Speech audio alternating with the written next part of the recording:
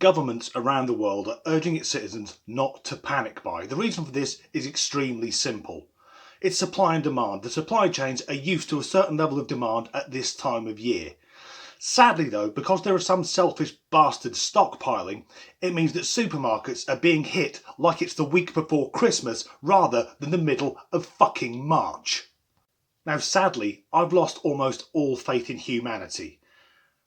Because even though I think the vast majority of people are going about their lives as normally as possible, there's this percentage of people for whom their attitude is, I'm alright Jack, and fuck everyone else. And if you are one of these people who's stockpiling rice and pasta and toilet roll and tinned tomatoes and God knows what else, I'd like to say, hand on heart, you are a piece of shit. In fact, if you know someone who's doing this, please share this video on social media and tag the fuckers in it. Let's name and shame them, because these are people who are going out of their way to make everyone else's life harder. I'm on holiday this week. I booked it off long before this COVID-19 bollocks started up. And as such, I've been bored out of my fucking mind because I can't go anywhere or do anything. But after I dropped my wife off at work this morning, I went to our local supermarket to get a few bits to get us through the weekend, and that is totally normal. The only difference is that usually I would go after work around 6 p.m. Have a look at what happened this morning. Look at this. 9:30 on a Friday morning, and how fucking rammed is Asda.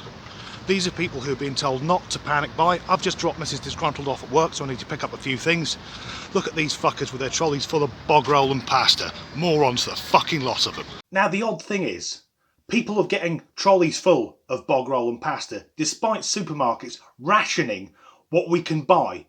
Fucking rationing. I've checked. The Luftwaffe are not flying overhead raining bombs down on London. There aren't U-boats blocking off supplies across the English Channel. There's just a load of selfish fuckers hoarding things for themselves. We're being told to practice social distancing, but it is impossible when you've got this many people panic buying. There's a woman over there, her trolley is just full of bread and milk. Is she living on milk and fucking toast for the next 2 weeks? I give up. Some families are getting around the rationing where it's not just one member of the family is a piece of shit. They all are. It's like a collection of turds. What they'll do is one person will go in with a trolley, then another will go in with a basket, and if they've got kids, they'll go in with baskets as well, and they'll all buy the maximum allocated amount of stock that a person can buy and then pool it all together in the car park. The selfish fuckers. This is toilet roll. You use it to wipe your arse, blow your nose, and if you've had a wank, you can clean your jizz up with it. You don't need 200 fucking rolls of it. Pasta. It lasts forever and it's boring as fuck. Have half a bag of it, you don't need a metric fucking ton. Milk. You don't need to buy lots of it because it goes out of date quickly and then you'll have to throw it away. The sad thing here is it's the elderly and the disabled that are most at risk. They shouldn't be exposed to large crowds because they're most susceptible to dying of COVID-19. But they have no choice when everyone is panic buying.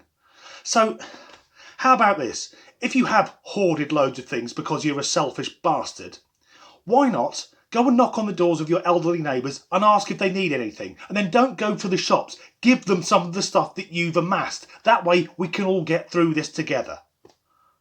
So that's the end of this video. Let's be kinder to each other, look out for one another, and stop panic buying.